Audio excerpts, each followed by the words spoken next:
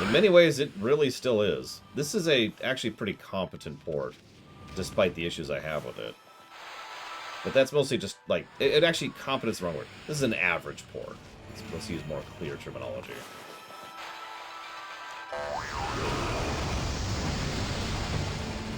I don't know. I haven't invented a term for blackjack or hookers. So I'm not sure.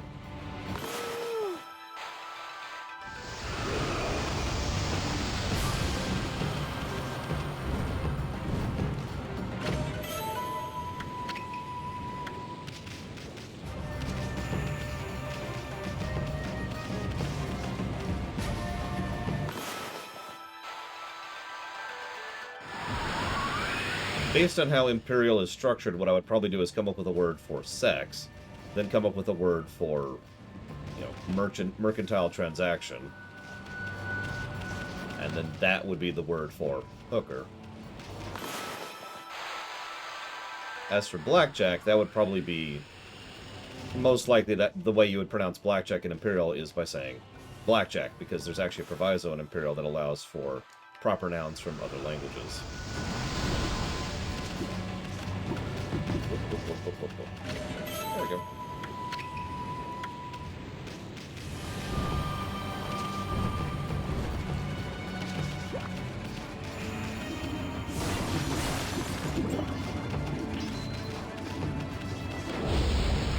Are proper nouns capitalized? Yes.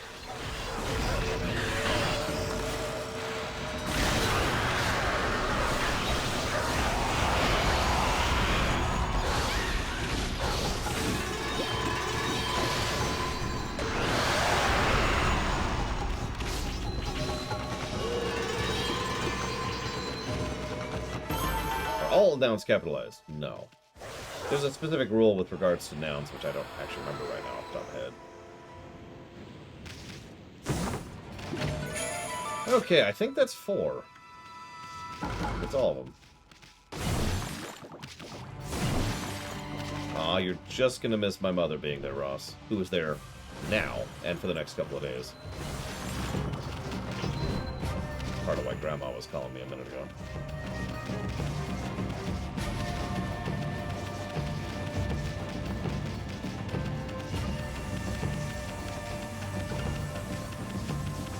My favorite number? Zzz. I suppose 11 is my first thought there. 11, 3, 7, 22, 33, 44, 55, 66, 77. So, 11. We'll go with 11.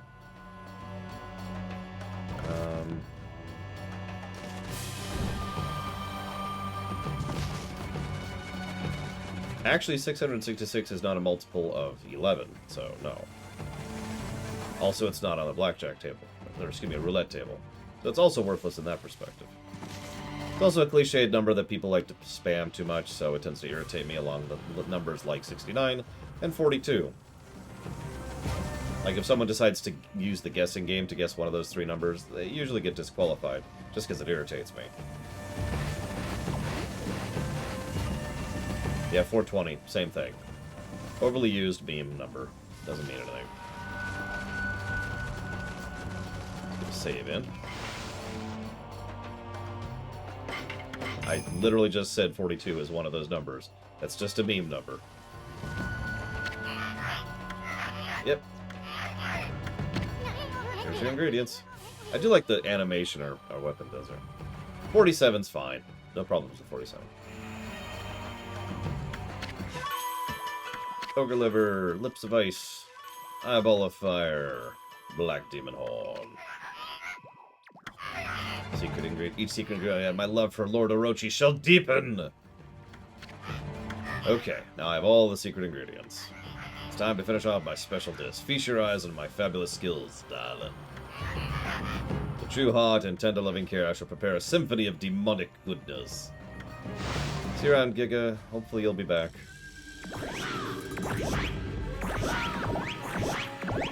What?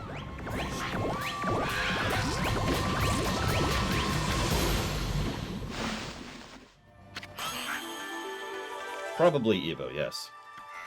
Because that's actually happened. So, yes. Guaranteed to bring up maximum flavor in any main course. I give you the ultimate masterpiece. Dung Heap Slime Bucket Goulash. This should make the main course, Kushi, taste 1,000 times better. Alright.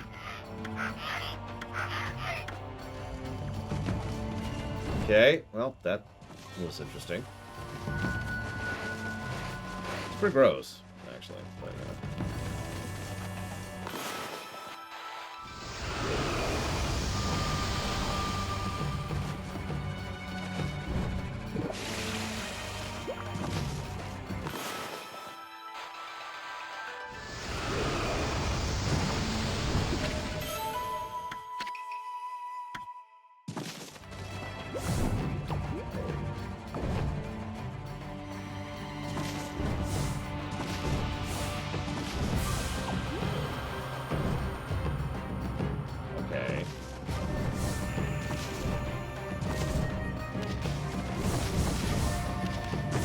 there we go. Jeez, that took way too much effort. Alright.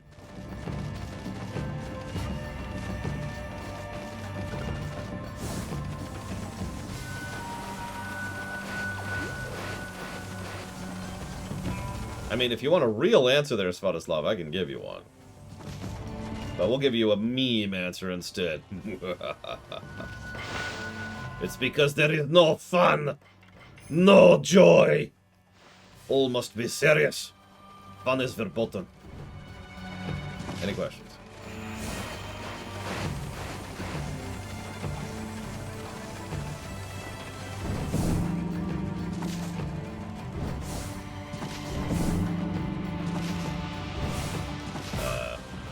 Is that not the Epicurean bell?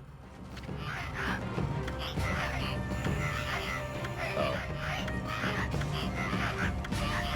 Oh my god, yes, I get it, 8 times, cool. That means no more languages, Evo.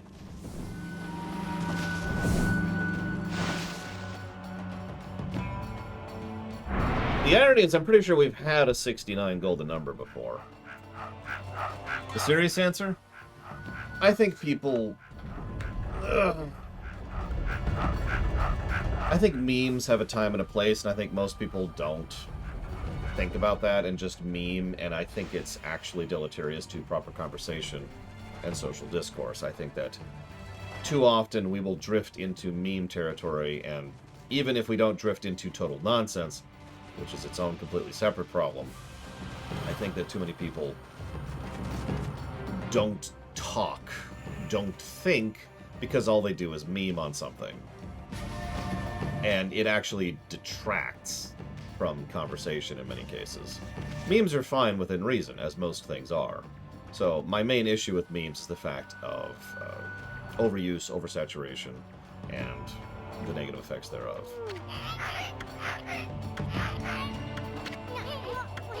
Am I taking us to the throne room again? What? Are you insane? Come on, please. Just this once, but we're just his underlings. He'll surely gobble us up if we barge in during dinner. Yes. Essentially, yes, Svatoslav. I mean, I mean, right? Everybody does, to some extent or another. By both definitions of the word. Wow, that hurts like hell. What the heck? Ow.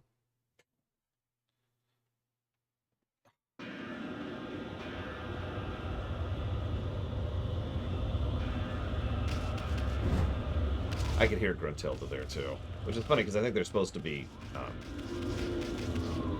monkeys or whatever.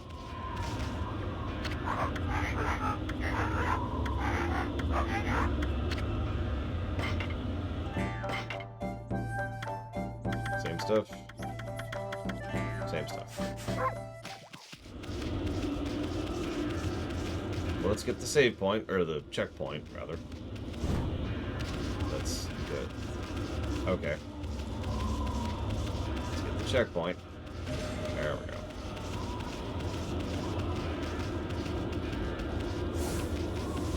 Yeah, nowadays if I try to refer to the old definition of meme, I try to say mimetic, or mimetic idea. Just because it's a lot clearer, you know?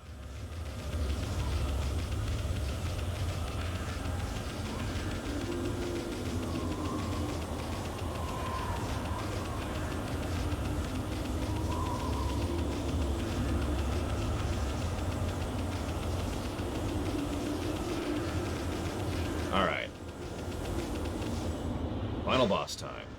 Who's ready?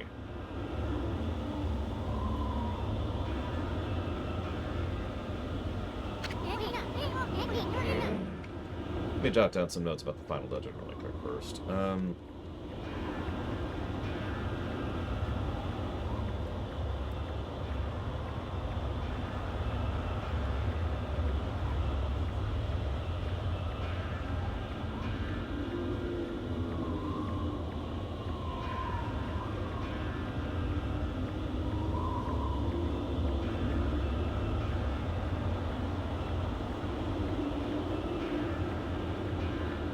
Yeah, I actually had to put my foot down in our own Discord channel once and only once ever, because the conversation in general chat got so bad that it devolved into literal, just meme nonsense.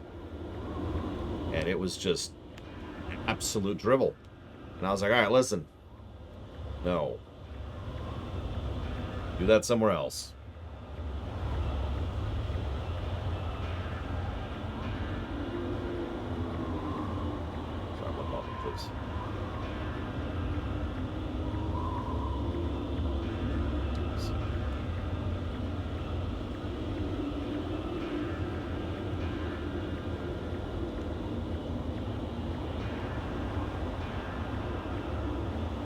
Okay.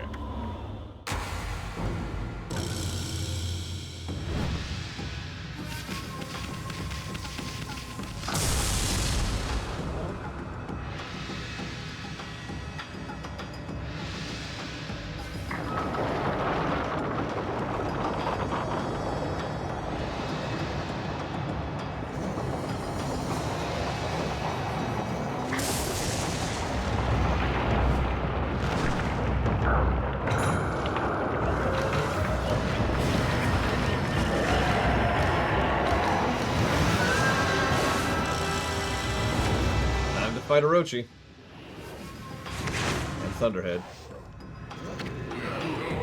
O wild god of the heavens, 100 years have passed since you imprisoned me here. How is it you have come back after perishing and turning into stone? 100 years in a cold, stony tomb. You reek of decay. I've heard enough. Bottoms up, big guy.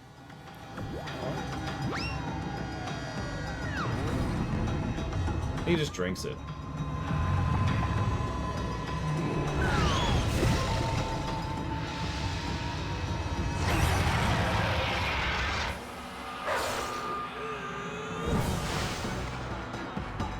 Alright, wish me luck.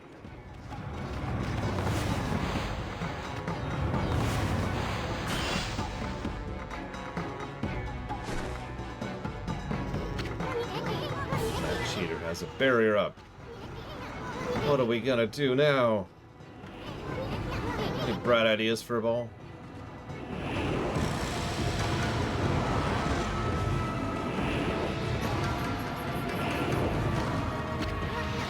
Run, Kushi, run! Hold it right there, vile serpent.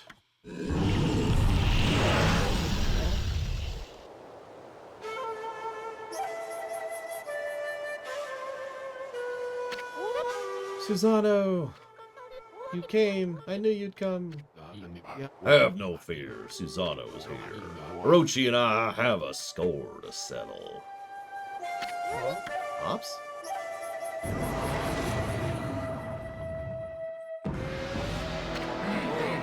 Long have I awaited your coming, O descendant of Nagi. Now we shall fulfill this burning desire which has consumed us. The descendants of Nagi have kept me imprisoned here for 100 years. Yet it is that accursed bloodline which shall unleash my true power. A pact between Nagi's descendant and I, the great Orochi, shall deliver unto me dark powers beyond all comprehension. Let us seal the blood pact for all eternity. What the heck is Serpent's Breath talking about? Blood pact? With Susano will unleash Orochi's true power? Oh, he who seeks power, your first chance slipped through your grasp. But now the time has come for us to seal our eternal bond. Speak the words, I wish darkness upon the world. Utter that prayer to me and seal our blood pact. You too shall gain dark powers beyond all comprehension. You're just trying to tempt Susano, just like you did in the intro, if you're remembering. I bet that sneaky serpent was the one giving Pops the nightmares. Now, utter the prayer. Let the words come from deep within. Recite the words of our blood pact.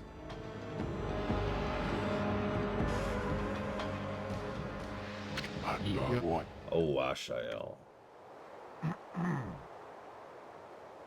I'm the descendant of Nagi. Behold, Susano, greatest warrior who ever lived. Hear me, vile serpent, who would seek to harm a helpless woman. Your time is up. Feel the wrath of my trusty shoulder. Hey, yawn a bit, excuse me.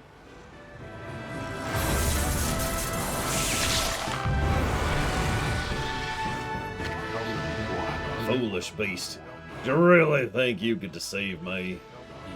The only pact for me is the one that comes with my bloodline. That's kind of terrible, actually.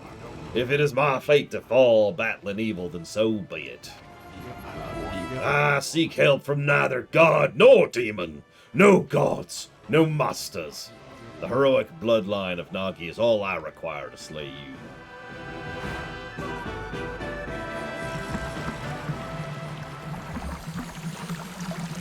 Heroic, glittering gold sake.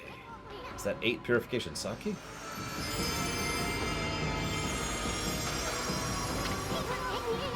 Susano and Kushi made a miracle happen. Ugh. Time to fight the boss for real.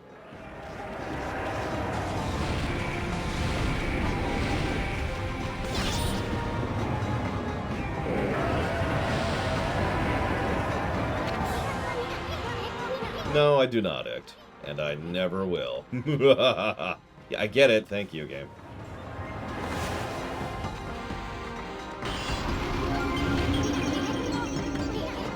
Hey, what do you... Game?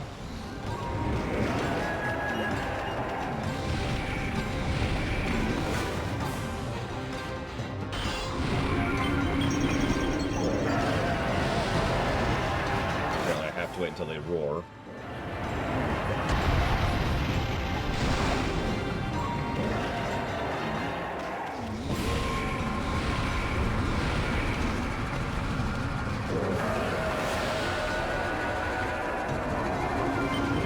Drink up, buddy.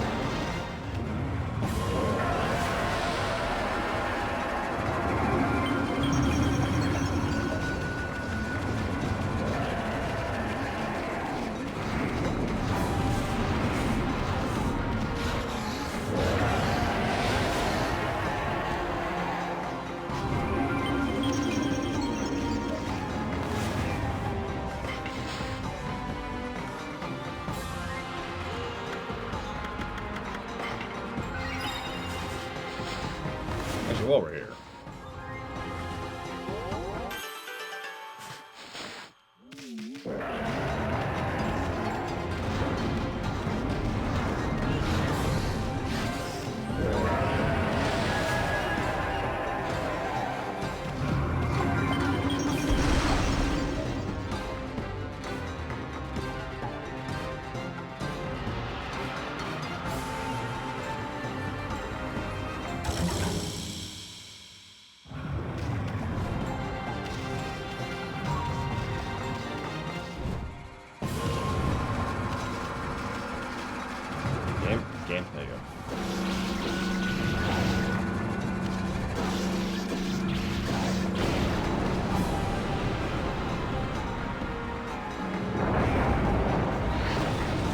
all the boss fights in this game are a little bit more, you know, RPG than anything else. Which I've already talked about. Still true, though.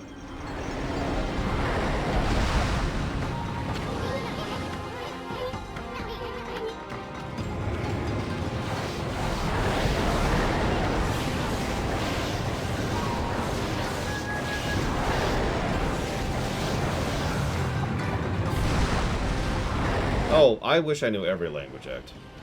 I legitimately wish I could speak and read and understand every language. No question.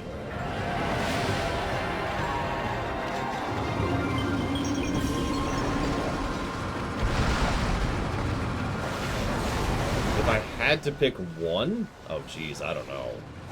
That's tough. My first thought would actually be Imperial. I know. I invented the language, but it's not like I could speak it fluently off the top of my head.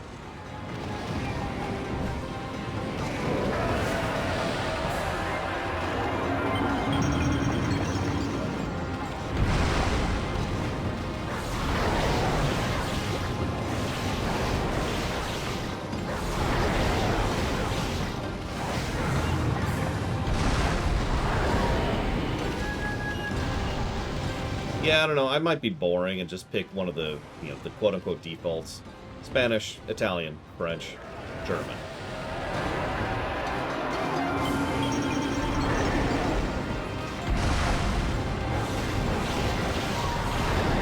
If I had to pick one, that's probably what I'd do. I'd coin flip it amongst those.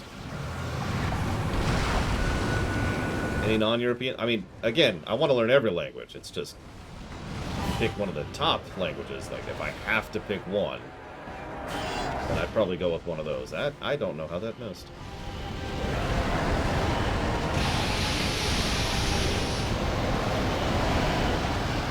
Right here, doofus.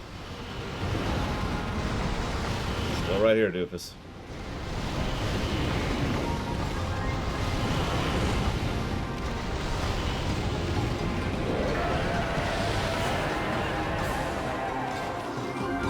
German would probably be the most useful one, just in terms of sheer utilitarianism or whatever. For me, obviously.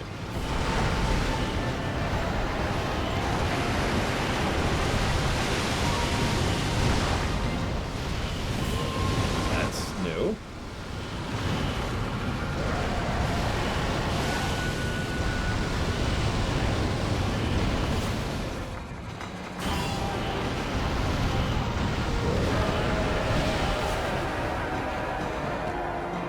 This is a really cool boss fight, right?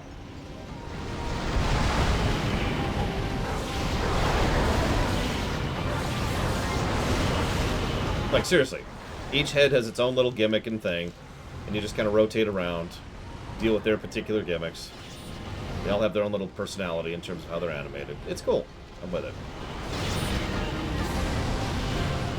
But it makes sense that it's a slow boss fight, given that it's the final boss, obviously. So this boss will almost assuredly be a positive. No question. And yes, I am building you up for something. And no, I'm not going to explain it until we're there.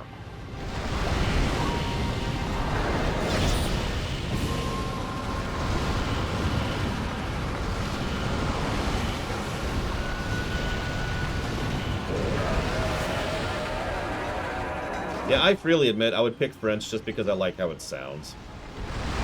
Not really very utilitarian. Unlike Spanish, which there's lots of Spanish-speaking people all over the place, and German, which, again, you know, utility in Germany. I suppose Swedish would actually be another one, now that I'm thinking about it. So let's go with that.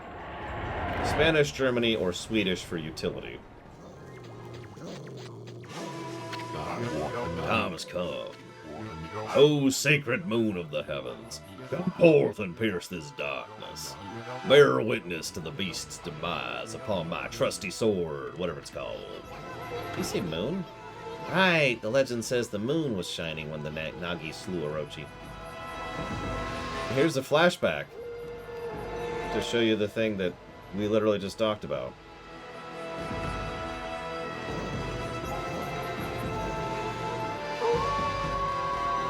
Languages for fun? I just told you one. French. It sounds cool. I like it.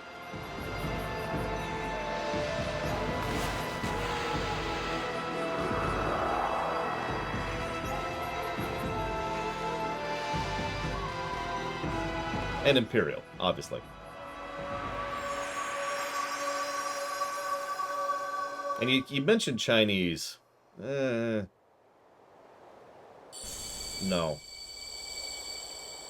Not for me. Susano-style blade of truth.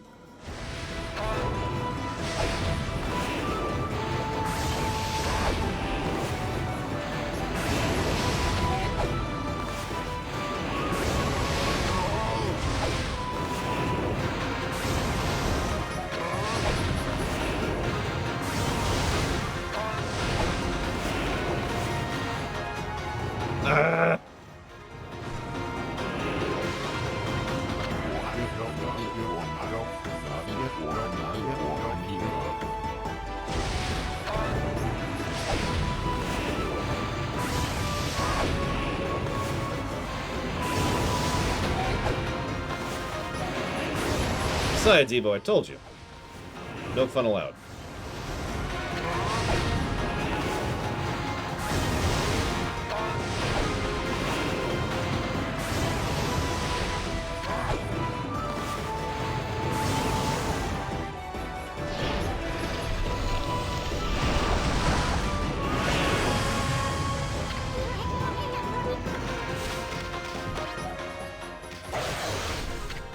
No, Father.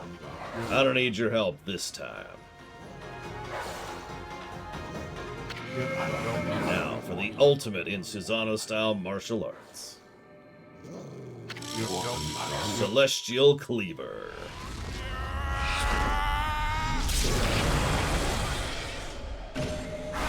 And yes, he's been aware we've been helping him the whole time.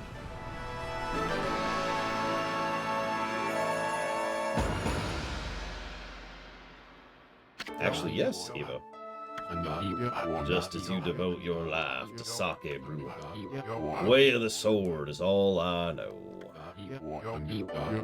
Yet I've failed, for I unleashed that foul beast upon the world. I allowed evil to cloud my judgment. Who am I to claim the right to wield the sword now? Alas, there's no reason for me to live. Oh, Susano, why do you look so serious? Come on, laugh like you normally do. Looking like that is what makes monsters turn up. Come on, laugh. Laugh like you do when you help me harvest the rice every year.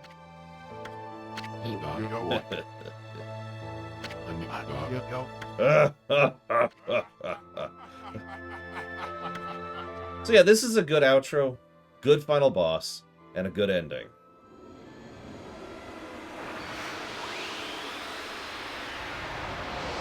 We probably won't beat this game for another 4 days.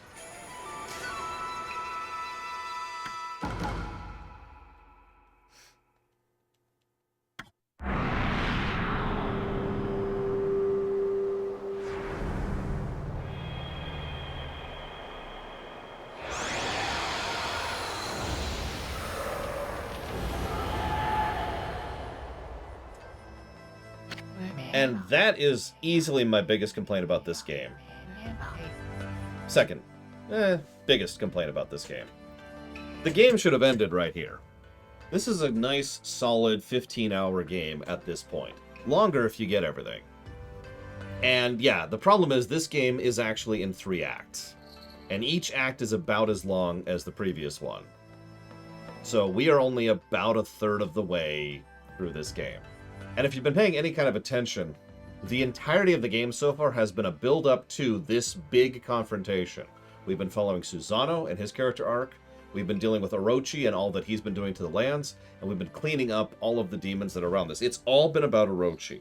The entire 40-minute opening was about Orochi and Nagi.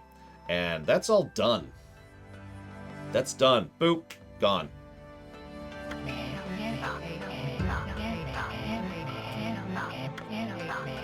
So now, we're playing a completely different game, which is going to be Act 2. Now, I know that some people, whose name are K, but no, in all sincerity, I know that's probably an unpopular opinion, but I said this before we even started the game. You remember when I said the game should cut off at the halfway point? I was saying that to be a little bit duplicative. What I meant is the game should cut off at the 1/3 point. Here. This should be the end. We beat Orochi. Susano's had his character arc. Nice, good 15-hour game. We good. Instead, this is closer to a 45-hour game, and we'll be playing this for quite some time more. I'm not even reading this narration because it's literally just reciting everything that just happened.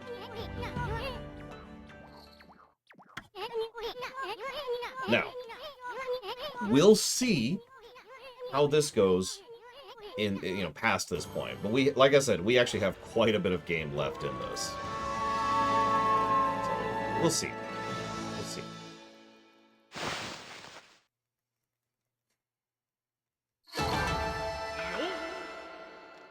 Yeah, is this going to go up or down? Nevertheless, I am going to give some positives. That was a good boss fight. It was a good outro. So, give me a moment here. There's actually a caveat to the Orochi fight, but we're not there yet.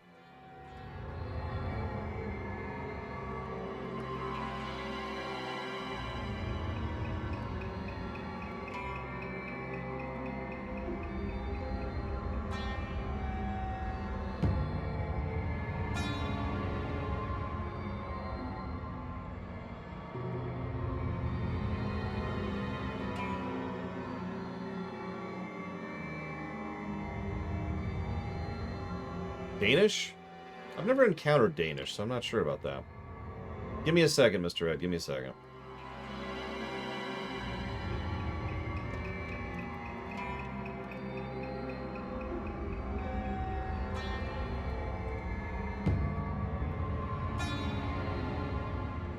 By the way, the irony is you kept mentioning Pokemon Mystery Dungeon. I thought that was really funny to me, because of the fact that this very game has a very similar problem to PMD, which I can share now that we're past this. I was kind of sitting on this. And that's the fact that PMD honestly probably should have ended at a certain point before it should have, and that it completely destroys its own story points.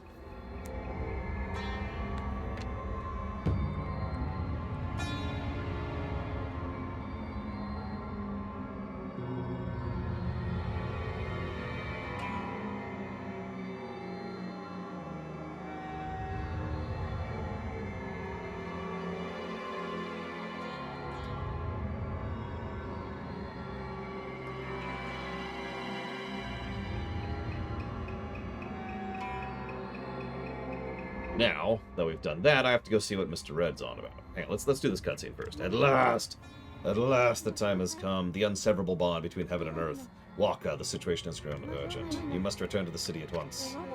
Très bien. Amaterasu, you may have slain Orochi this time, but do not assume it will be so easy the next. Hint, hint.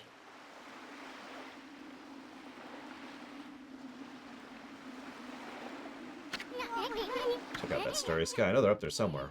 Those constellations of the brush gods are just waiting to be found. So just capture all the stars. Obviously. I actually agree with that act, which is its own problem, but that's not here or there. Let's not talk about the cult in PMD. Fireworks. Festival. Party. I mean, this is so much of an ending, too. It's even a satisfying ending. Me too, okay. But again, all of this is from memory. So, I'm trying not to prejudge.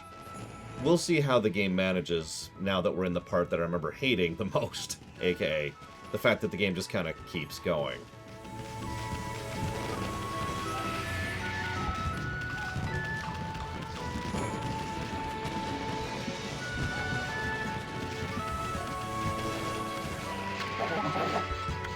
I mean, look at this. This is even a go talk to everybody in town moment, right? Oh, it was you, shredded Orochi. Slow Orochi, that was quite a feat. Ah, shucks. We had a lot of help from Susanoo, too, you know. You can't catch me. Mushi's all fired up about that hole-digging record again. Even Ume is no match for Hayabusa's hole-digging skills. I have my own challenges to face.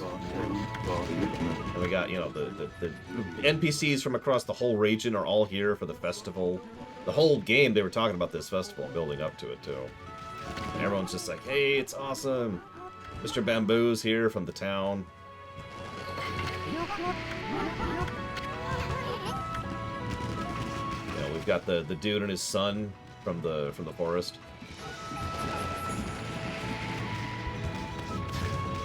Again, I'm not trying to sound too negative. It's just, when I was going through this, I was just like, yeah, and then the game kept going, and I was like, huh? And it was just, I was just so confused by that. The game had reached such a natural conclusion point. I wish I had more behind-the-scenes material on this, because I'm really curious if there is some, you know, other reason why the game kept going, instead of just kind of doing, you know, the logical thing at this point. I also know several people who quit playing at about this point in time. I know several people in chat have said that too, but a friend of mine has never actually beaten this game because he quit the game here.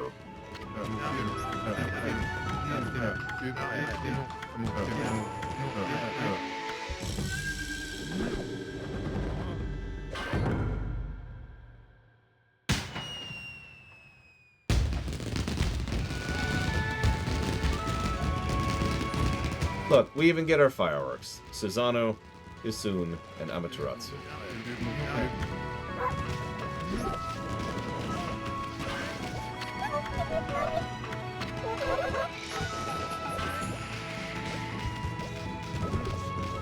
You know, don't tempt me, Svatoslav.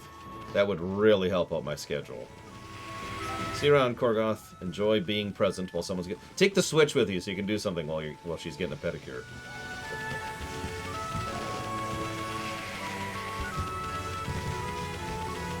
Hang on, I gotta get some sake for these people. Oh, well in that case, get a pedicure or die trying.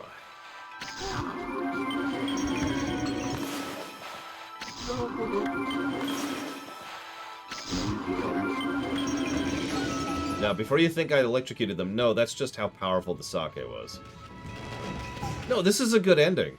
It's a good outro. Or it would be if it was actually the outro. You know?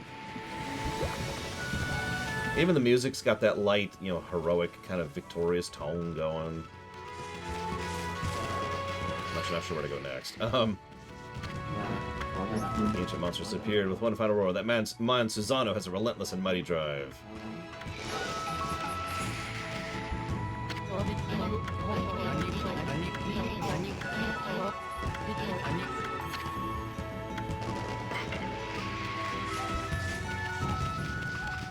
And I don't mean to talk about the same thing for the 50th time this year, but I also think that game density, right?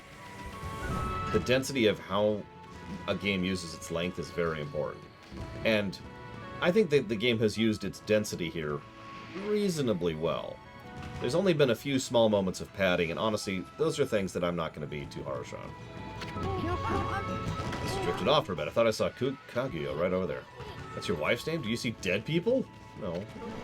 Guess I must have nodded off. I can usually hold my liquor, but the festival sake is powerful. I feel like I've had one heck of a nightmare. How come I don't feel like... And how come I don't feel like drinking the sake in that barrel? Well, you know. It's cool. I see the will to become a man, just like Susanoo. But I'll never forget the time we spent fishing, doggy. The end.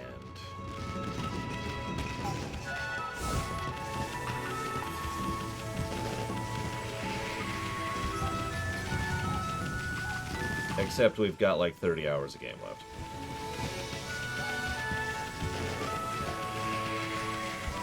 Maybe 20.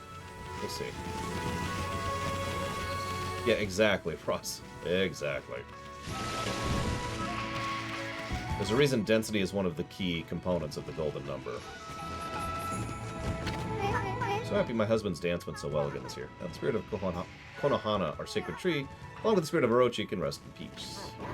A wonderful, truly joyous occasion. Susanoo defeated Orochi and saved Kushi. It was as if the legend of old had appeared right before our eyes. I had feared Susanoo would bring dishonor in his heroic lineage, but when I saw him dash out of his door in his armor to save Kushi, he was the spitting image of the great Nagi.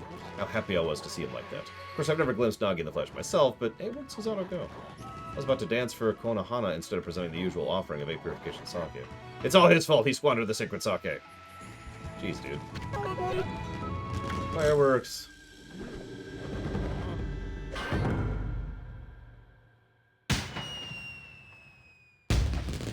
I know, Svatoslav. This could be it. This could be it. We could be done! We'll be up in about 10 minutes anyways. Now drink your sake. Now keep drinking your sake. Keep drinking until your liver cries. Death to livers. Okay, I don't actually remember where to go to progress this. Does anyone remember where to go to progress? To move on.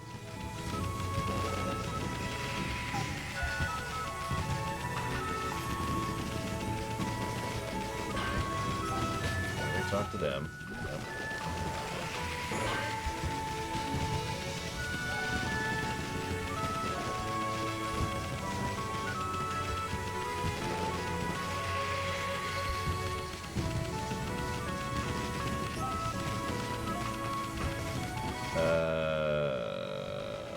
Oh, well, that would be right where I just was. Back to where I just was, I think.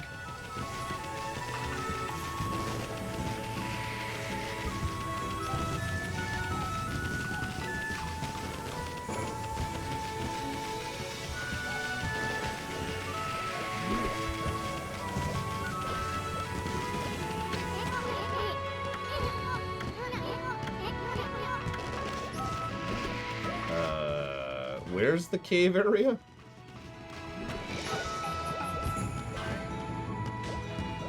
Real question. Where's the cave area? Go inside the big tree up top.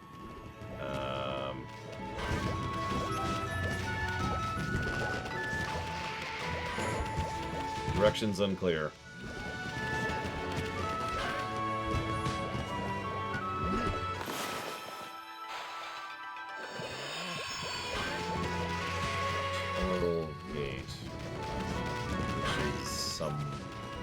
Oh, there we go.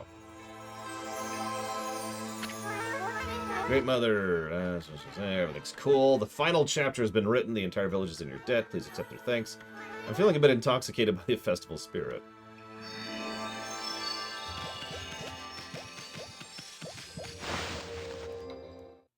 By the way, she apparently had a cut from development third form, in which she's wearing literally nothing, but there is convenient smoke obfuscating. Hey, Morganite. We're in a pretty good part of the game, honestly. The question is how the rest of the game's gonna be, which I really don't know. We will see.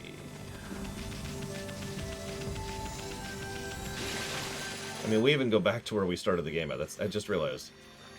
This is, bookending.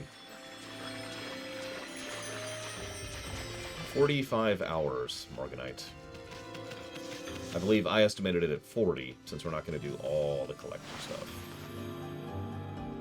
That would be funny, Mr. Red. And good. We'll see.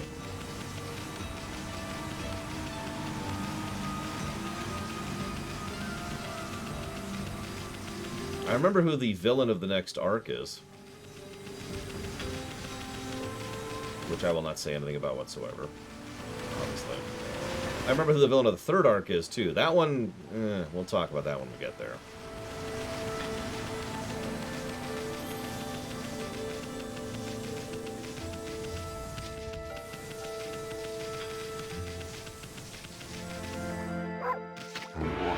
It's you again. I see you sniffed me out once again, you little bud.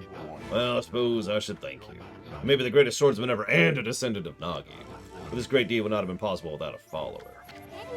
When did you become his follower? I commend your valor. Let's become brothers in arms. Brothers in arms? Don't be bashful. Let us pray before Nagi's statue. We're now inseparable brothers in arms. What an auspicious day. Because you're evil, obviously, Evo. Susano and his trusty dog, brother. Hey, Pops, this is a wolf, not a dog. And this one has a name, too. Oh, you take good care of my brother, little bud. My good here may have a pretty strange face, but still, you mustn't forget you're dealing with a highly revered deity. Yeah, as I think I mentioned, he knew all along. Okay, this is cute. Look at him. Look at him. Just look at him. Oh, it's you, Snowy. And Isun, too. How brave you both were. Everyone here in the village is so grateful to you. We really can't thank you enough for bringing us peace at last. Oh, come on, sweetie. Everyone plays their part in dangerous lives like these, so no need for us to go thanking each other. Very well. Thank you, Isun. Now tell me, Snowy, you really just an ordinary wolf? The broken mill suddenly fixed, spring water flying into the barrel. So many strange things have been happening since you came along. You certainly know how to put up a good fight. Fight? What fight? Oh, the brawl with Orochi. Maybe you're kind of god here to keep peace for us all, but I know you wouldn't want to make people to make a fuss, so I've been careful not to tell anyone too much about you. You can relax here in our village whenever you want, Snowy. No need to worry, I'm protecting the peace in Kamiki. Behold, Tokenbuku. I now rechristen it Susano Blossom. With this spirit blade, I shall rend evil wherever it should be. I bet you wish you had one of those instead of that divine instrument. So you were able to see Ami's true form from the beginning? Yeah. You again. Can't you do anything without me? Listen up, you two. I'm in the middle of an important conversation with Kushi. You get my drift? Now scram.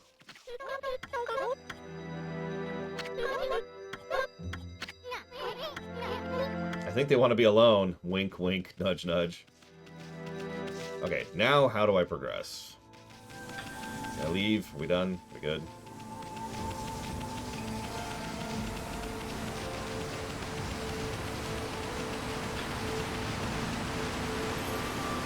Faster. Go faster. I wonder if there's cheats for this game. It wouldn't help. The things that slow down this game are things that slow down this game. It's just something I've never thought about since I played this game on the Wii, where cheats weren't really on the table. There's no cheating on Wii games.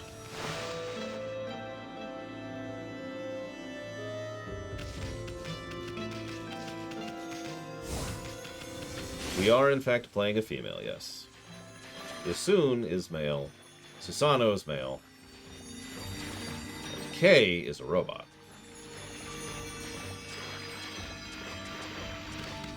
Hang on, Mr. Red. I swear I haven't forgotten about you. I kind of wanted to get out of the ending. Excuse me, the ending. It's another way. By the way, that's another way this is a JRPG. It has a fake-out ending, which JRPGs love to do. I don't actually know why. It's a really common thing for some reason.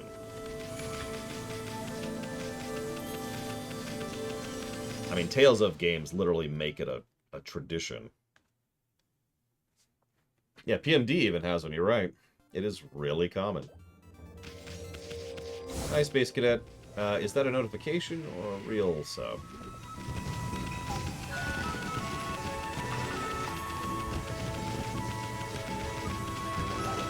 See, I'm not made of meat, I'm made of energy.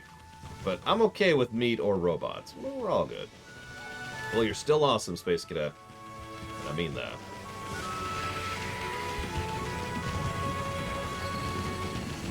Yeah, Jade Empire does that. Western RPGs tend to not do that, though. That's an interesting point. Oh, I should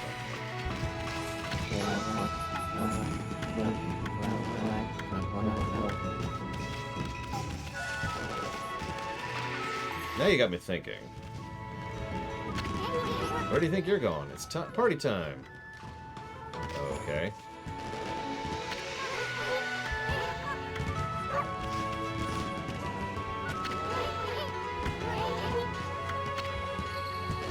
Yes.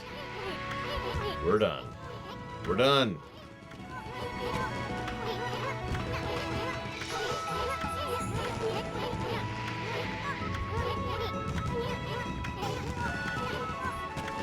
It's time to go to the capital city for Act 2.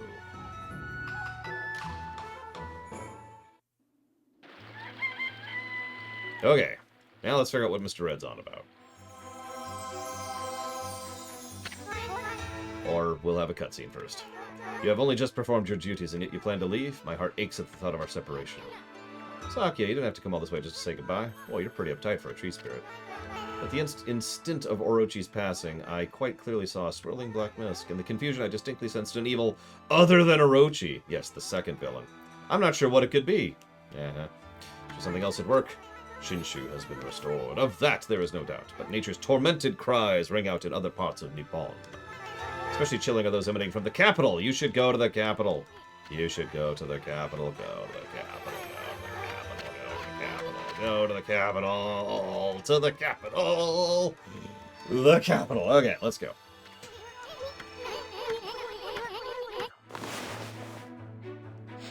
To the capital. All right, now, what are you on about, Mr. Red? Which Mega Man are you on about? Help me out here.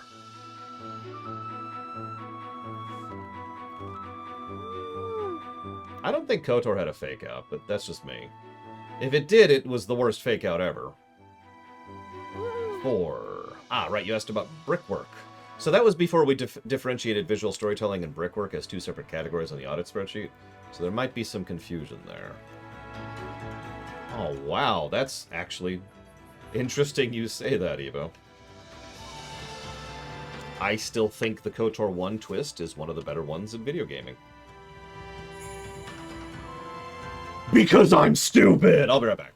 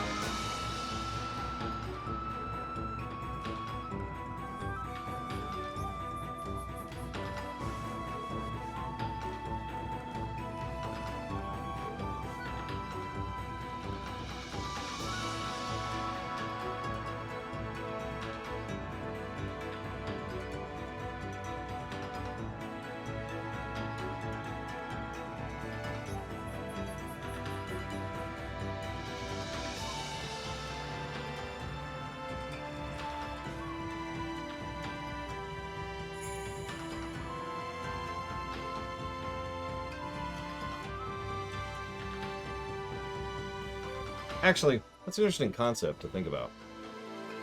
I was thinking about this recently. I'm going to say a sentence that needs qualification, but I think that a twist that you see coming is better than a twist that you don't.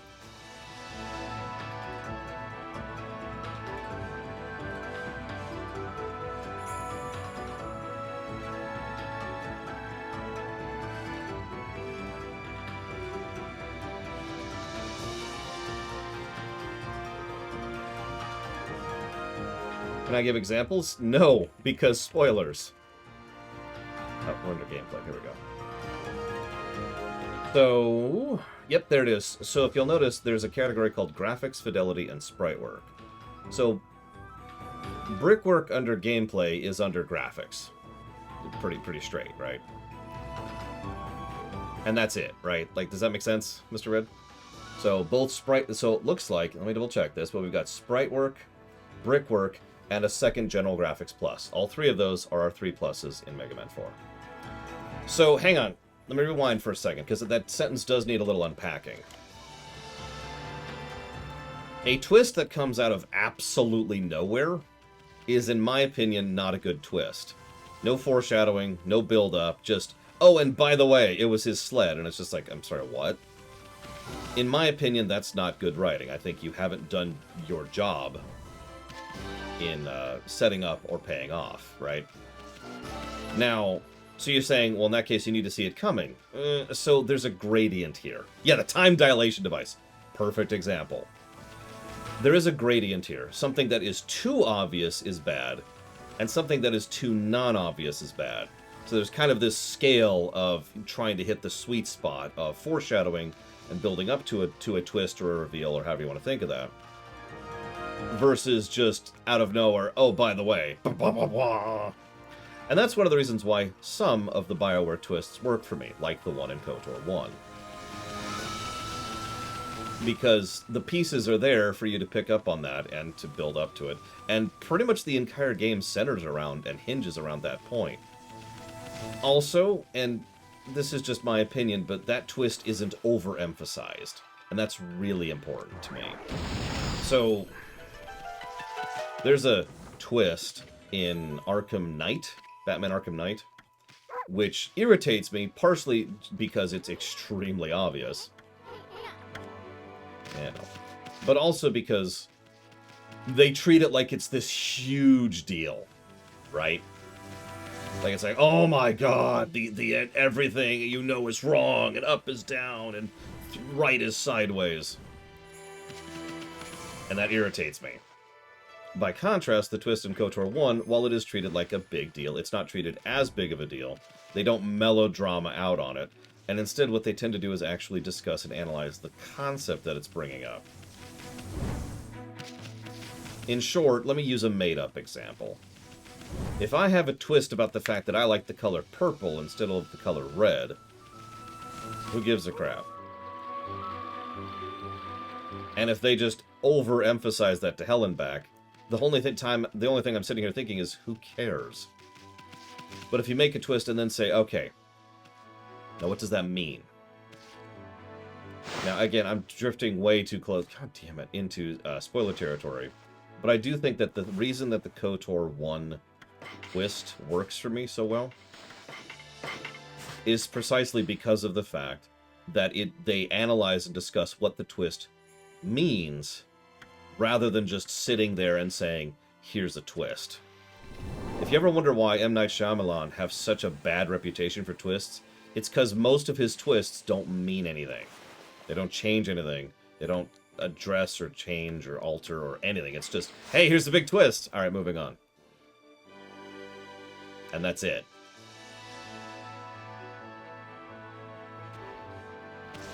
I've always liked black licorice.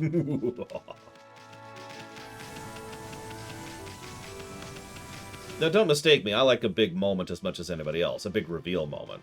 I do a lot of that in my own writing. And I know I succeed because people have told me that many years. The Primus campaign is a perfect example of that. And honestly, I'm not trying to brag. That's just really satisfying when you get someone with a big reveal moment. So I understand the appeal from a writer's perspective of why people want to do those kind of moments. But I really do firmly think that the way those moments really land is because you do something with them and not just focus on the twist itself.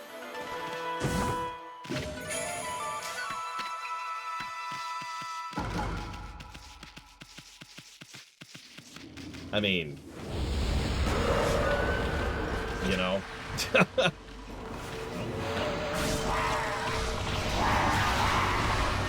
Oh, that's an interesting weapon. Shorter range than you'd think for a sword that flips out in front of you.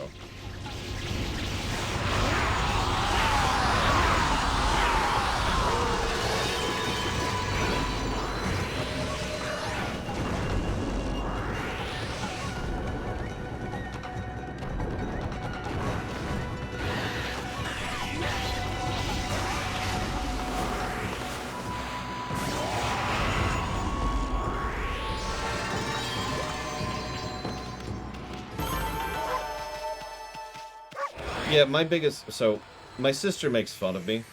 She says I write, she says that I write too vaguely, that no one would ever be paying attention enough to pick up on the stuff that I put down. And I admit, that's one other thing that I always worry about a lot. I'm sure I'm not alone in that as a writer. Am I being too vague?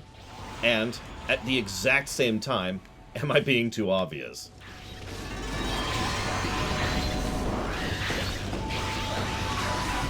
I think I like this weapon.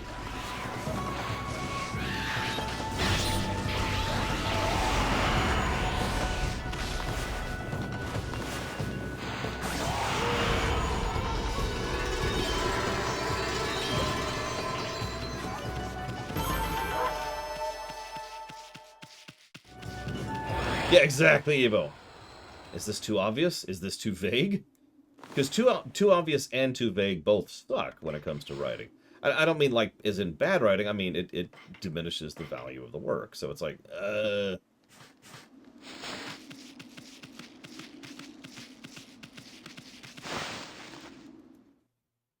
like there's the old Chekhov's gun, the actual real concept, not the foreshadowing thing, is all about the fact that players, viewers, readers tend to pay attention to everything you call attention to.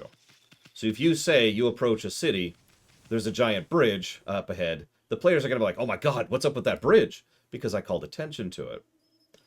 What I started doing in D&D was I would walk up and I would call attention to the bridge, the fire, the people, the trees, the house, the water, and the tower in the distance. In other words, I would deliberately go out of way to come up with several things to point out, all of which felt natural to do, including the thing I was actually calling attention to, the bridge.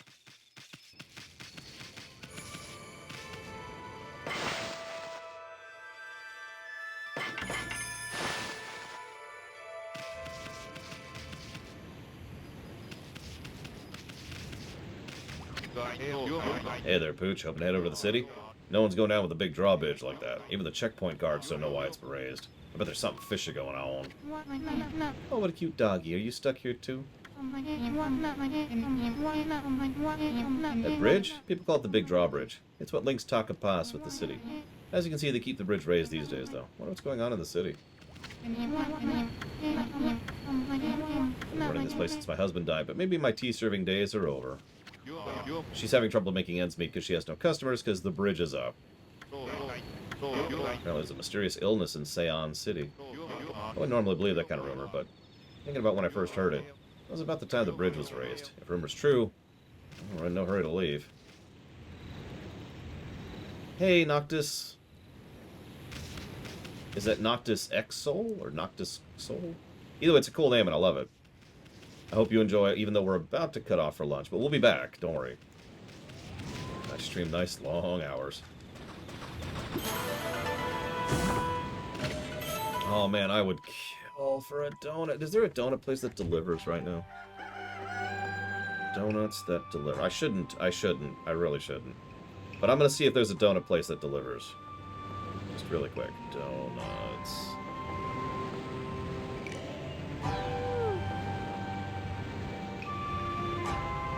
What do we got here? That's a new place. I've never heard of them. What is this? Ooh, it's a new Chinese place, too. God, I wish I could have donuts right now. Must have donuts. Oh my god. So there's this new donut place. I've never heard of this place before.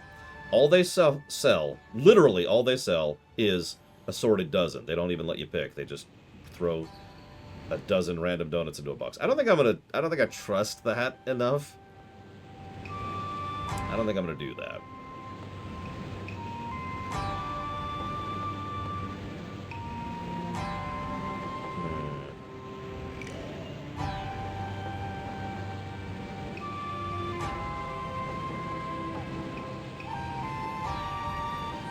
I'm actually pretty picky about pastries. I know I say I like pastries over most other types of desserts, but that doesn't mean I'll take anything. It's really easy to screw up a pastry. Anybody who's ever tried to bake one probably could answer that for you. I know, right? The crow, that's exactly what it is. Like, here's our leftovers nobody wanted. Enjoy. Jackasses. Oh, I'm so hungry. No, I'm gonna be strong. Be strong. Tough. Okay, I'm good. Not gonna get donuts. I should probably mention that I have ice cream, which is currently melting in the sink right now. Oh, this is the checkpoint for Seon City. This big drawbridge is the only way in or out, but no one is allowed into the city right now. That's an absolute order from Queen Himiko. Say, you know the phoenix statues that protect the checkpoint? They burn with the sacred flames that drove away evil. However, they've been out till recently. Sacred flames should never go out. Maybe that rumor is true. You've heard the rumor, right? A million times. names. I see. Guess I can't remember who I've told it to. It's okay. I forgive you.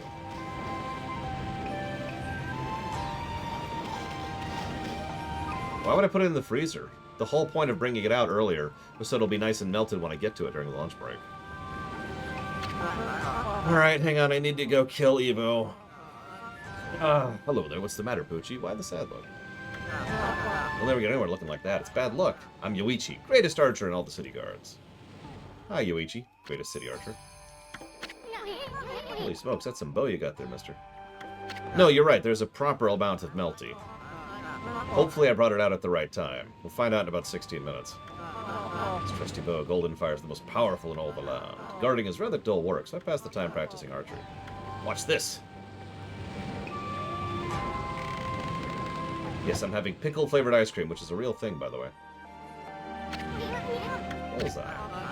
Pretty good, huh? It's not a target Golden Fire and I can't hit. Now, my friends, why don't I have a bite to eat and relax for a bit? Thank you.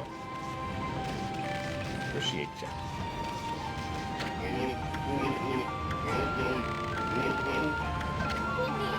Flames back? Now's our chance. Have we heard that rumor? Huge curse zone. Happened so close to the big day. The Kamiki Festival. It was the 100th festival since that monster was defeated, so everyone was saying it's a 100-year curse. Of course, I was the first one to start spreading that rumor. Thanks, buddy. Good morning, Petey. So that's the second time I've heard that today. So the last one I saw was from a couple of weeks ago, but I haven't seen anything from today, no. So if there's anything new, as in new, I haven't seen it. I've been streaming all day. But if there's anything pseudo-new, then the answer is yes. And down here. Not really.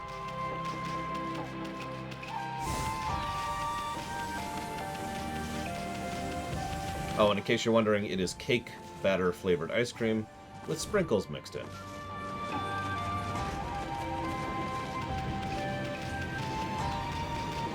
Weirdest ice cream flavor I've ever had? I'm honestly probably going to go with pickle flavored ice cream. It was very strange.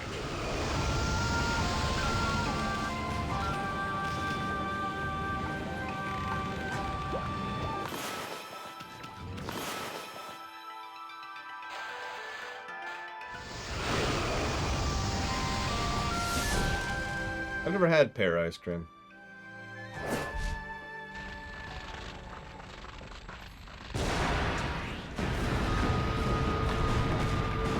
Nice shot.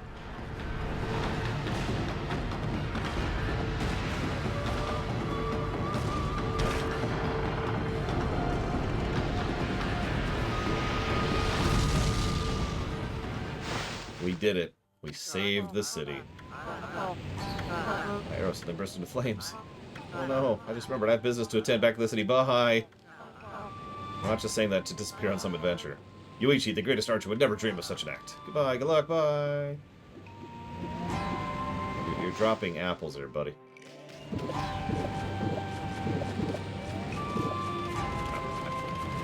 Hi, Sakage.